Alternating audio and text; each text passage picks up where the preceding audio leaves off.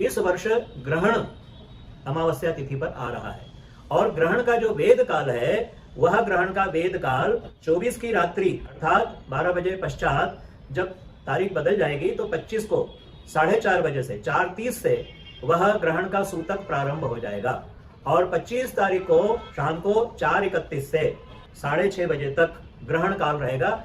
इसमें सावधानियां क्या रखनी है? इसमें सबसे बड़ी बात तो यह है कि पूरे वेद काल में हमें शारीरिक शुद्धता की दृष्टि से, शारीरिक स्वास्थ्य की दृष्टि से और हमारे आत्मकल्याण की दृष्टि से हमें जो शास्त्रों में बताए गए जो आचार विचार हैं उनका यथावत पालन करना चाहिए।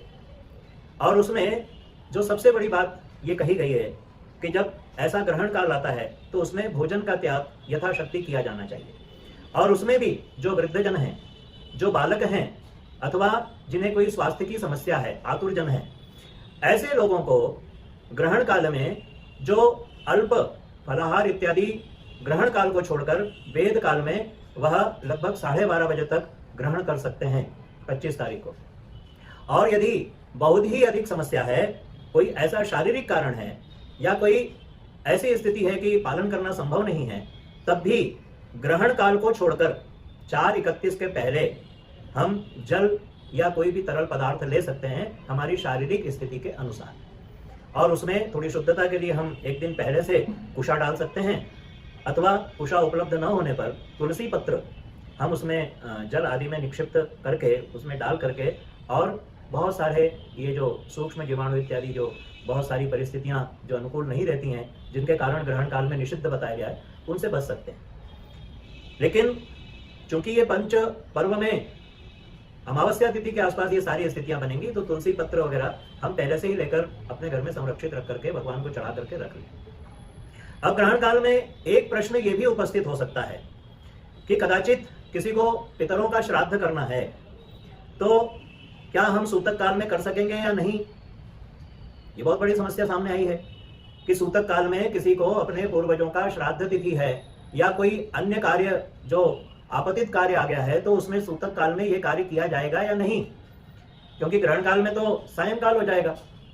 परंतु शास्त्र के अनुसार, धर्मशास्त्रों के अनुसार सूतक काल में भी हम श्राद्धादि क्रिया कर सकते हैं, परंतु उसमें इस बात का ध्यान हमें रखना है कि हम श्राद्ध संपन्न करेंगे और जितना सूक्ष्मतम हो सकता है, आवश्यक हो सकता है, उन वस्तुओं से श्राद्ध संपन्न करेंगे। परंतु यहाँ पर किसी भी प्रकार का ब्राह्मण भोजन नहीं होगा, उसकी जगह पर अमान्य सूखा अन्न दिया जाएगा, दक्षिणा देकर के या स्वर्ण आदि देकर के श्राद्ध क्रिया संपन्न की जाएगी। क्योंकि घर परिवार के लोग भी उस समय पर वेद में होंगे, सूतक में होंगे, तो वो भी भोजन नहीं कर सकते और किसी को भोजन कराने का भी जो दुष्पाप है वो लगेगा ही। तो ऐसी स्थिति में हम अमान्य से, सूखे अन्न से श्राद्ध संपन्न कर सकते हैं। ग्रहण काल में स्त्रियों को, विशेष करके उन स्त्रियों को बहुत ध्यान रखना चाहिए जो गर्भावस्था में है। गर्भावस्था में स्थित जो माताएं हैं उन्हें ये ध्यान रखना है कि ग्रहण की अवधि में किसी भी प्रकार का कोई ऐसा कार्य न करें जिसका दुष्प्रभाव अपनी संतान के ऊपर पड़े। जैसे कोई भी वस्तु काटनी नहीं चाहिए, किसी भी प्रकार से कोई सिलाई वगैरह नहीं करनी चाहिए। ग्रहण काल में ग्रहण की छाया स्त्री के शरीर पर नहीं पड़नी चाहिए जो गर्भवती है। ग्रहण काल में सोना नहीं चाहिए, अपितु अपने कक्ष में, अपने घर में ही बंद रह करके यथासंभव थोड़ा चलने का या सीधे बैठने का प्रयास करना चाहिए। अधिकतम समय अपने इष्ट मंत्र का जप करना चाहिए, क्योंकि ग्रहण काल जो होता है, और वो भी दीपावली के अमावस्या पर ग्रहण काल, ये एक बड़ा पुण्य का भी काम है, पुण्य का भी संयोग है, तो ये पुरस्चरण काल भी कहलाता है। तो इसलिए अपने इष्ट मंत्र का आप जप करें अधिकाधिक ग्रहण काल में। और यदि कोई मंत्र आदि आपके पास नहीं है तो भगवान के किसी भी पावन नाम का आप जो भी स्वरूप आप ध्यान में आपको अच्छा लगता है, भगवान राम जी का स्वरूप है, भगवान कृष्ण जी का स्वरूप है, माता जी का स्वरूप है, या अन्य देवी देवता जिनसे आप आकर्षित हैं, जिन्हें आप अपना इष्ट मानते हैं, उनका आप ध्यान कर सकते हैं और उनके कोई भी छोटे मंत्र को आप जप में भी उपयोग कर सकते हैं। तो ये सावधानियां रखें।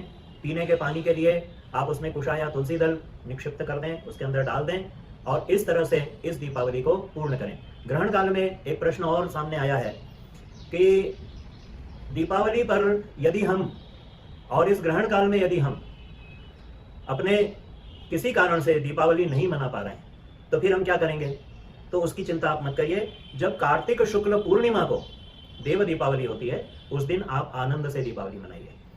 और इस दीपावली पर भी जो द्वितीय गोत्र है, अर्थात हमारे परिवार की जो हमारी बहन है, हमारी बुआ हैं, जिनका गोत्र अब हमसे अतिरिक्त हो चुका है, द्वितीय गोत्र हो चुका है, वो हमारे परिवार के लोग, हमारे ही अंग, वो हमारे घर में दीप इत्यादि से जो यथाविधि पूजन है वो संपन्न कर सकते हैं।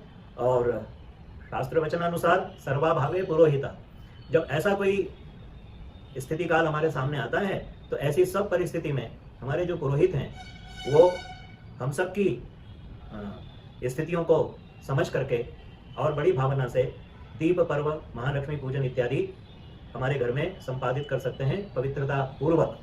तो ये भी हम कार्य कर सकते हैं, इसलिए आप व्यथित न हो, आप बड़े संयत होकर के इस पुण्य काल का लाभ लें। और इस वर्ष सबसे बड़ा लाभ यह है कि यहाँ ग्रहण काल, दीपावली और अमावस्या तिथि का एक लंबा जो संयोग है, ये सारा उपस्थित हुआ। इसे आनंद से आप मनाएं। आप सभी को इस दीप पर्व की हार्दिक मंगलमय शुभकामनाएं।